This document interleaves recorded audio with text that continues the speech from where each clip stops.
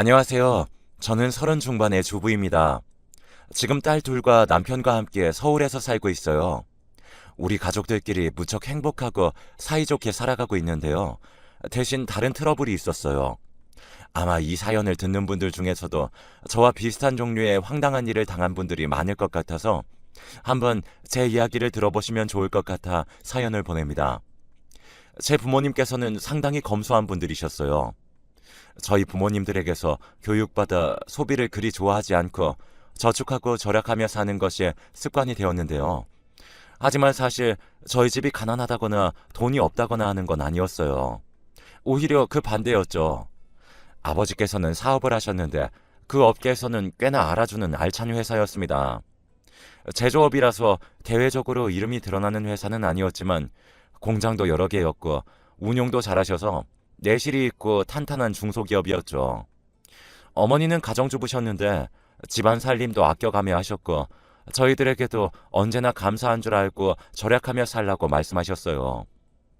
저희는 그래서 어려서부터 절대 모자라지 않은 환경에서 자랐지만 겉으로 돈이 많다고 과소비를 하거나 과시를 하는 버릇은 들지 않고 자랐습니다.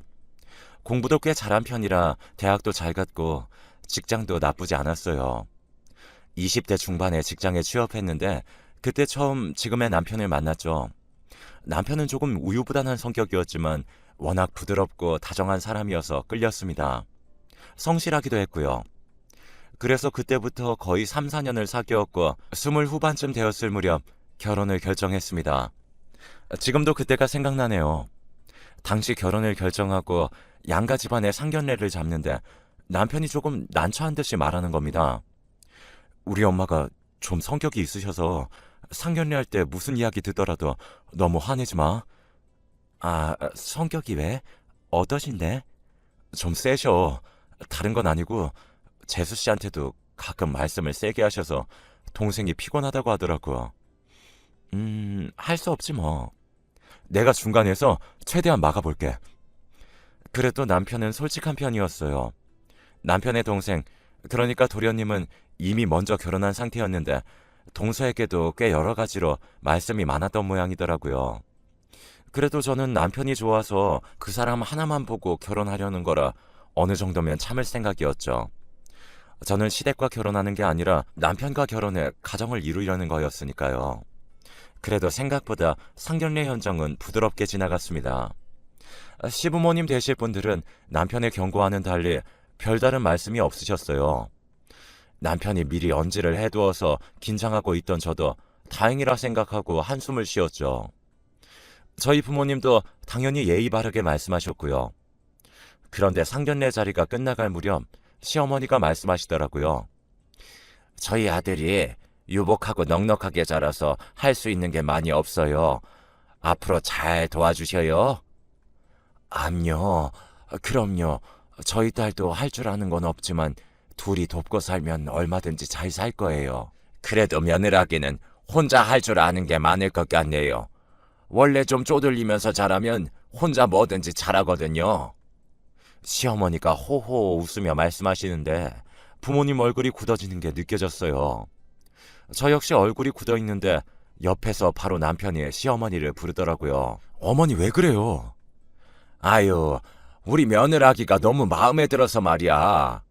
아유, 그래서 칭찬한 거란 말이야. 똑똑하고 야무져 보여서. 시어머니는 정말 아무런 의도도 없다는 듯 태연했어요. 말씀을 생각 없이 하시는 편인 건지 아니면 일부러 저와 부모님을 무시해서 기를 죽이려는 건지 분간이 안 돼서 그때는 일단 참고 넘어갔죠. 어차피 결혼하고 나면 매일 같이 살 것도 아니고 이 정도는 참아야 한다고 생각했거든요.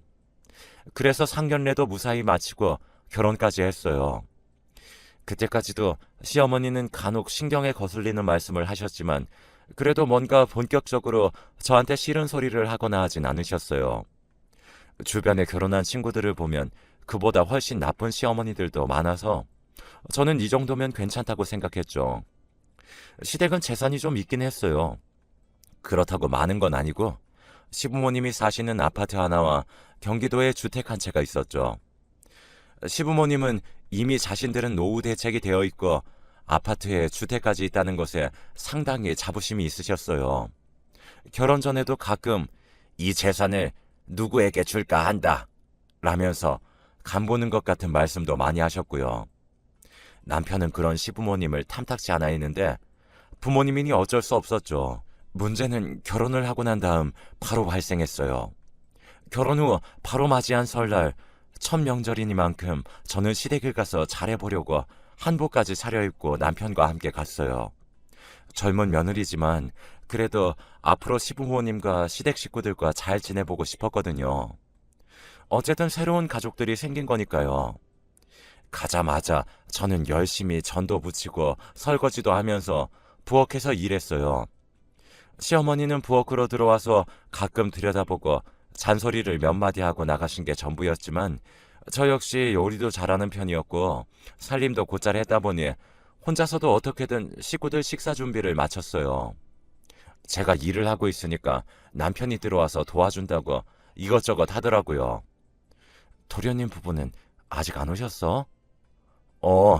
일 때문인가 했는데 사실 재수 씨가 일하기 싫어해서 명절날 일찍 오는 일이 거의 없어. 물론 시댁에 와서 일하기 당연히 싫겠죠. 이해는 하지만 그 때문에 제가 전부 해야 하니 그건 조금 섭섭했어요.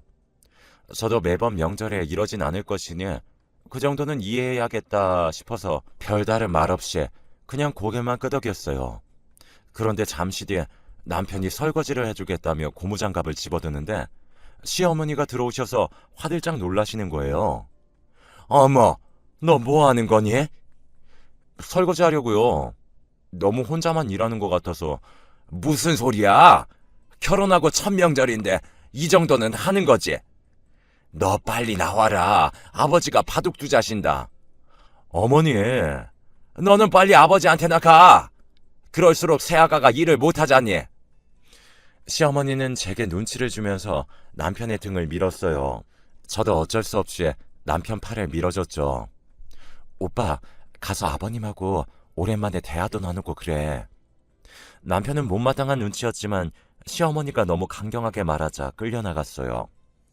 어떻게든 식사 준비가 끝나고 저는 갈비며 잡채며 준비한 음식들을 전부 거실에 놓인 상으로 내어갔어요. 허리가 끊어질 것 같았죠. 저희 두 사람이 먹던 걸 준비하는 것과 시부모님, 저희 도련님 부부까지 총 6명이 먹을 식사를 준비하는 건 차원이 달랐어요. 허리가 아파서 제대로 펴지도 못하고 식탁을 다 차렸는데 그제서야 벨이 울리고 도련님네 부부가 들어오더라고요. 동서는 손에 싸구려 식품 선물 세트 하나를 들고 들어와서 마루에 놓더니 시부모님께 살랑거리면서 인사했어요. 그리고 제 쪽을 보고서는 싱긋 웃는데 뭔가 기분이 좋지 않더군요. 어머, 형님 먼저 오셨구나. 몰랐어요. 동서는 쪼르르 식탁 앞으로 달려가서 앉고서 자기 남편도 불러서 같이 앉았죠. 저는 그때도 계속 음식을 나르고 있었어요. 화가 났지만 일단 저는 결혼한 지 얼마 안 된 진짜 새색시라 동서한테 뭐라고 할 정신이 있지 않았기에 먼저 이번 명절부터 치르고 보자 했어요. 시부모님도 자리에 앉은 뒤 식사가 시작되었지만 저는 뒷마무리를 하느라 시간이 좀 지나서야 앉아서 한술 뜰 수 있었죠. 남편이 얼른 먹으라고 부르지 않았다면 그조차도 더 늦어졌을지 몰라요. 그때 시어머니가 그러시더군요. 이번에 집값이 많이 올랐다더구나. 네, 어머니. 부천에 있는지 말씀하시는 거죠? 밥만 먹고 있던 동서가 재빨리 대답했어요. 시어머니는 뿌듯한 얼굴로 이어 말씀하셨습니다. 그래, 이번에 거의 1배 반이 올랐어. 우와, 축하드려요. 집값 진짜 비싼데 어머님 아버님이 워낙 잘 버시고 관리도 잘하셔서 집이 2채나 있으시니 아유, 무슨 운이 좋은 거지. 시어머니가 기분 좋다는 듯이 웃었어요. 동서가 약삭 빠르게 아부하는 걸 보면서도 저는 별말 없이 숟가락만 움직였어요. 너무 지쳐서 아예 뭔가 말할 힘도 없었거든요. 우리가 재산 있어 뭐 하겠니? 결국은 너희한테 가는 거지. 사실 너희는 딱 형제들이고 하니 이걸 너희들한테 줘야 하는데. 어머님, 무슨 그런 말씀을 하세요. 어머님 재산인데요. 그래, 네 아버지랑 내 자산이니까 우리한테 잘하는 자식한테 줘야 하지 않겠니? 시어머니가 짐짓 그렇게 말씀하시자 약삭 빠른 동서가 운을 띄웠어요. 동서는 큰 갈비대 하나를 얼른 국물에 적셔서 부모님 그릇에 놓아드리며 속삭거렸죠. 어머, 어머님, 전 재산 다 맞나요? 그냥 우리 그이 부모님은 제 부모님이나 마찬가지여서 항상 좋은 것뿐이죠. 예, 아유, 말은 잘한다. 어, 정말이에요. 제가 그간 유일한 며느리라고 하신 거 잊으신 거 아니죠? 물론 어머니께서 너무 최고의 시어머니이시기도 했지만요. 동서가 까르르 웃으면서 어머님한테 계속 아부했어요. 도련님도 재산 이야기에 솔깃했는지 헛기침을 하면서 말을 했고요. 엄마, 사실 우리 집사람이 나 이번에 보너스 나오면 절반 딱 떼어서 엄마 드리자고 했어. 우리 들어간 직장에서 인센티브 준다고 했거든. 업무 인센티브도 나온대. 절반을 준다고? 시어머니는 반색하셨어요. 도련님은 나이가 20 후반이었지만 정착 못하고 여러 직장을 전전하다가 지금 직장에 들어간 지 몇 달 안 되었거든요. 시어머니는 신나서 말씀하시더니 저를 보면서 화를 내셨어요. 그래, 어른한테는 네 집사람처럼 사근사근하고 싹싹해야지. 너희 형수처럼 그러면 안 되는 거란다. 어머니, 지금껏 일한 사람한테 무슨 말씀이세요? 무슨 말이긴? 지금 그 정도 가지고 일한 거라고 유세더니?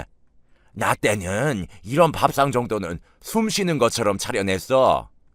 아이고, 저런 걸 일이라고 하면 안 되지.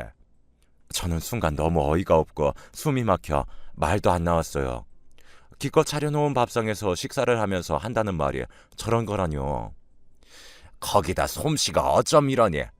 갈비가 너무 덜 끓어서 질기잖아. 잡채는 짜고. 제가 할 걸 그랬어요. 어머니, 제가 음식은 좀 잘하는데. 그래, 네가 음식을 더 잘하긴 한다. 새애기는 그리 잘 사는 집에서 자란 것도 아닌 애가 요리를 어쩜 이렇게 못하니? 시어머니는 혀를 차면서 고개를 저으셨어요. 저는 어처구니가 없었지만 결혼한 지 몇 달 되지도 않았는데 첫 명절에 목소리 높여 싸우기도 싫어서 그냥 입만 다물었죠. 사실 너무 일을 해서 지친 상태라 대꾸할 힘도 없었던 게 맞아요.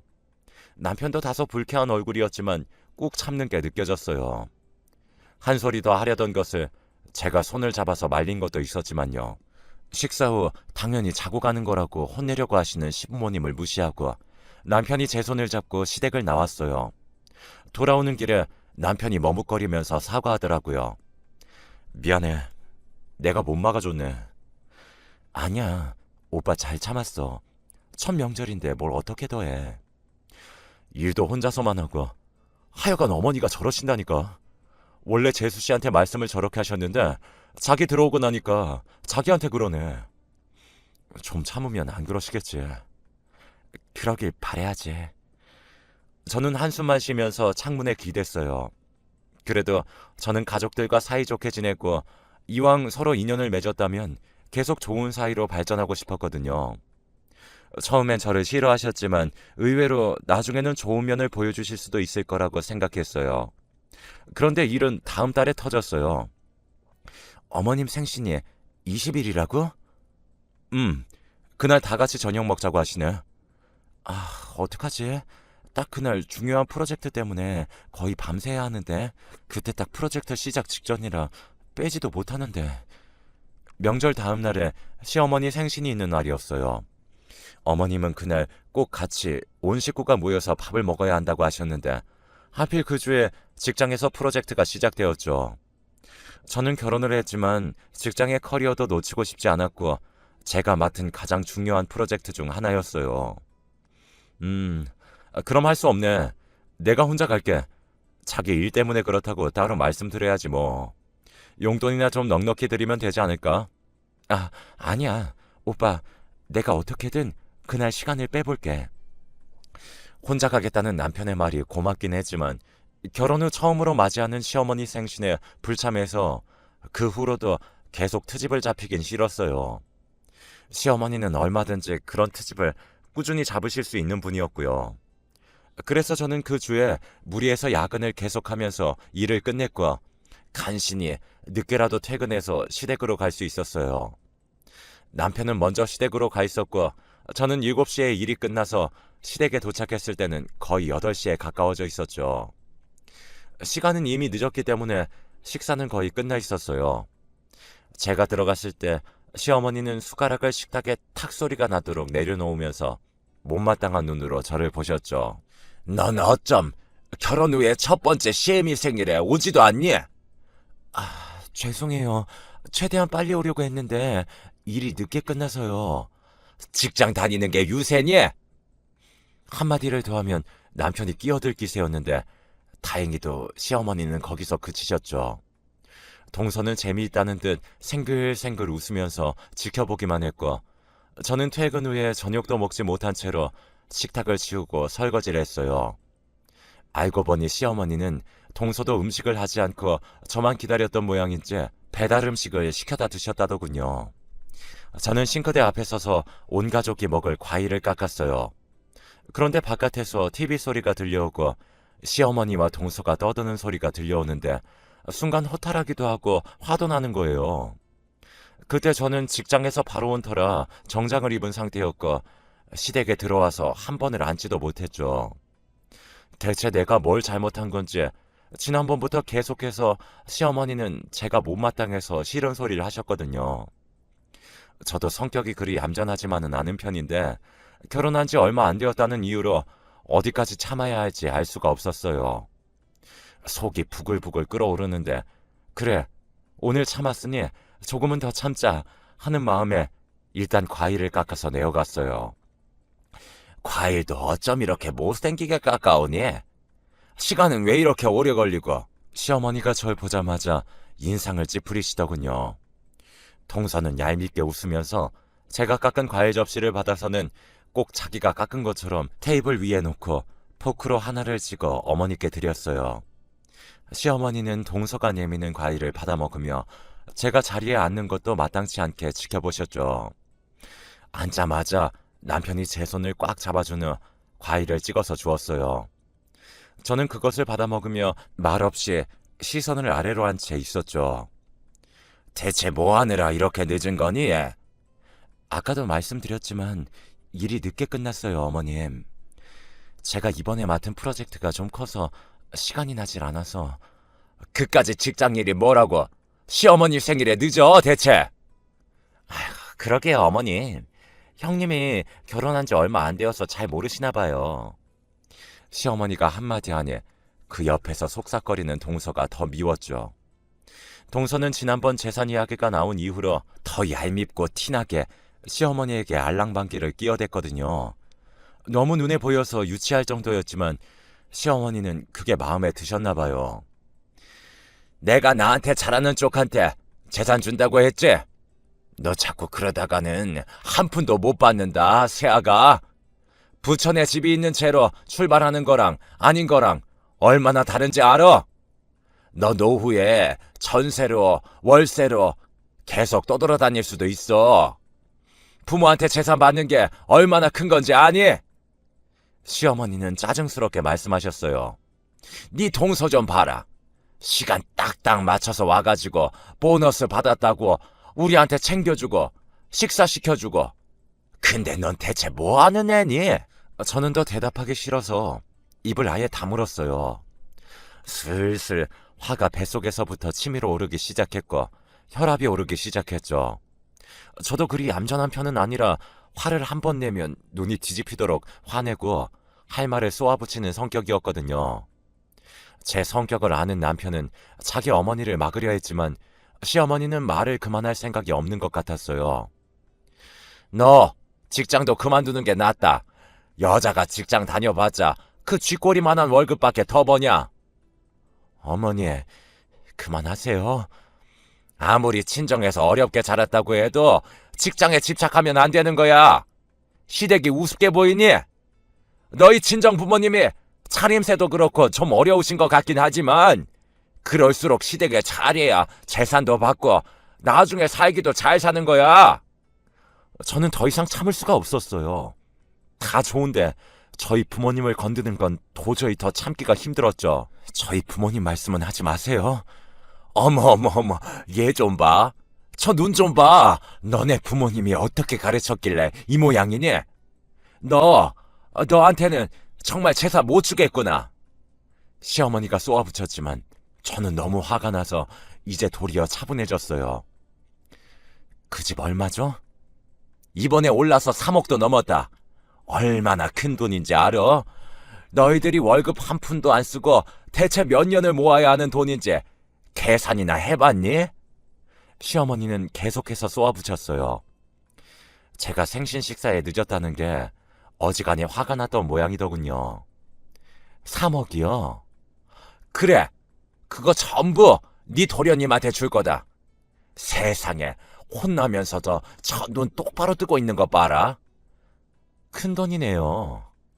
어처구니도 없고 한심해서 저는 웃어버렸어요. 이 아파트도 간신히 서울 외곽에 걸쳐 있는 것으로 대출을 제외하면 시부모님 손에 남는 건 고작 1억 남짓이라는 걸 이미 남편이 말해줘서 알고 있었거든요. 제가 웃자 남편이 옆에서 제가 화난 것을 알고 말리려 했지만 저는 손을 뿌리쳐버렸어요. 재밌는데요. 아, 어머님, 제 계좌 보실래요? 뭐? 저는 이제 한심하다 못해 재미있어졌어요.